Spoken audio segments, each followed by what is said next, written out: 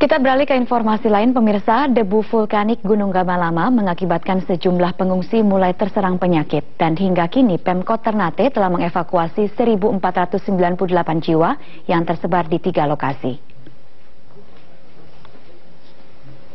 Sejumlah pengungsi erupsi Gunung Gamalama yang ditampung di Aula Sanggar Kegiatan Belajar Ternate mulai terserang penyakit.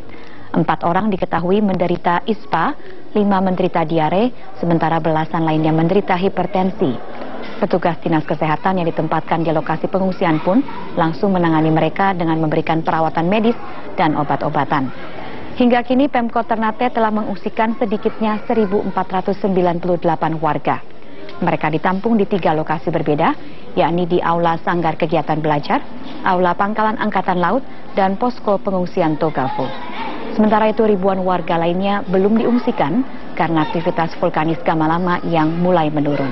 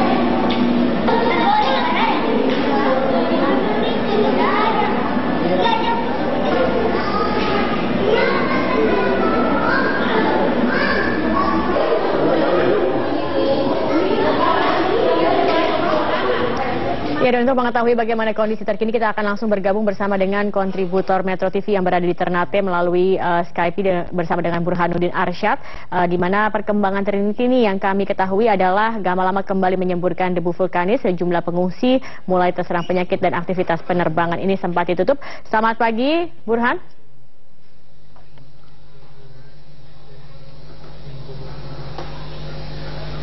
Ya, ya. Ya, bisa Anda ceritakan bagaimana kondisi terkini dari aktivitas Gunung Gamalama dan kemudian juga bagaimana dengan bandara, apakah masih ditutup? Ya, dan pemirsa, memang kondisi Gamalama terlihat fluktuatif. Pada hari Sabtu kemarin sudah mulai menurun, namun pada hari Minggu sampai Minggu malam kemudian menyemburkan debu vulkanis lagi. Dan terpantau sampai pada Senin pagi tadi masih menyemburkan asap putih tebal keabu-abuan disertai debu vulkanik. Semburan debu tersebut mengarah ke arah barat laut dan turun ke sejumlah pemukiman warga, yakni di Kelurahan Kaduma, Togafo, Loto, dan Takome. Demikian, ya. Bagaimana dengan bandara di sana, apakah masih ditutup? Kalau tidak salah kemarin Minggu sempat dibuka, kemudian apakah sekarang dengan adanya aktivitas yang masih fluktuatif ini kembali ditutup? Memang sempat ditutup. Tadi malam kami dapat laporan dari pihak otoritas bandara bahwa akibat letusan tadi malam, bandara ditutup sementara dari pukul 22 sampai pukul 2 dini hari. Penutupan ini mengakibatkan sejumlah penerbangan direct dari Jakarta langsung Ternate ditutup, yakni Garuda dan Sriwijaya. Namun pada pukul 9 pagi tadi aktivitas penerbangan dibuka kembali sehingga penerbangan kembali dimulai aktivitasnya, terutama dari untuk penerbangan rute Makassar dan Manado. Perlu saya sampaikan juga, Zaskia, bahwa saat ini pemerintah Kota Ternate sudah 1.409 jiwa warga yang berada di kaki Gunung Gamalama sudah diungsikan ke lokasi-lokasi yang aman, dan mereka sudah berada pada 3 titik, yakni di Aula SKB, Aula Lanal, dan Posko Togafo.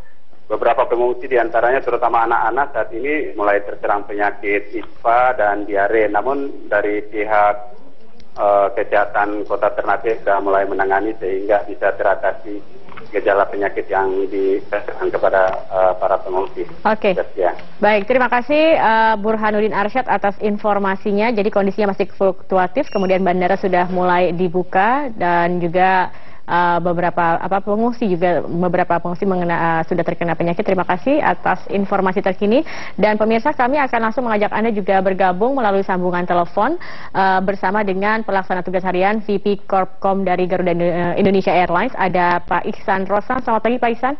Selamat pagi, Zakia. Ya, Pak Ihsan, tadi kontributor kami yang berada di Ternate mengatakan bahwa pada hari ini bandara sudah mulai kembali dibuka. Bagaimana dengan penerbangan dari Garuda Indonesia sendiri akan menuju ke sana? Iya, jadi ketika nota menyatakan sudah dibuka, otomatis Garuda harus berangkat, mengingat di sana banyak backlog penumpang ya. Iya, dari informasi kita kemarin itu kan bandara Ternate ditutup hingga hari ini jam 3 UTC ya. Jam 3 UTC berarti tambah 9 jam sekitar jam 12-an ya. Nah, untuk penerbangan yang dari Ternate itu kita ada 4 flight. Itu dari Jakarta, dari Makassar, dari Ambon, dan juga dari Manado. Untuk penerbangan yang di atas penutupan setelah dibuka kembali, kita akan operasikan, khususnya yang dari Makassar itu kan juga banyak backlog. Kita akan operasikan dengan pesawat lebih besar. Sebelumnya kan dengan Bombardier CRJ itu hanya muat 90-an. Nah, kita akan operasikan dengan pesawat lebih besar yaitu NG ya, yang muat lebih dari 150 penumpang. Oke, Pak Ihsan, kemarin ini kan ditutup sejak Kamis, lalu Minggu kemarin baru dibuka, artinya ada beberapa hari penerbangan yang tidak dapat dilakukan seperti itu. Lalu kemudian bagaimana kompensasinya terhadap para penumpang ini? Bagi penumpang, kita berikan kebebasan bagi mereka untuk reschedule maupun reroute. Nah, untuk reschedule itu mereka bisa lebih panjang, bisa 2 bulan. Nah, jadi kita berikan kebebasan untuk penumpang bila saja mereka akan berangkat kembali khususnya ke Ternate atau dari Ternate. Oke. Terakhir Pak, antisipasi jika seandainya nanti bandara di sana kembali ditutup, lalu kemudian juga penumpang Garuda yang misalnya ingin menghubungi dan ingin tahu informasi lebih jelas, ini kemana Pak? Oke, jadi call center kita bisa memberikan informasi selama 24 jam di nomor 235194 kali. Juga informasi di web kita, web www.garudaindonesia.com.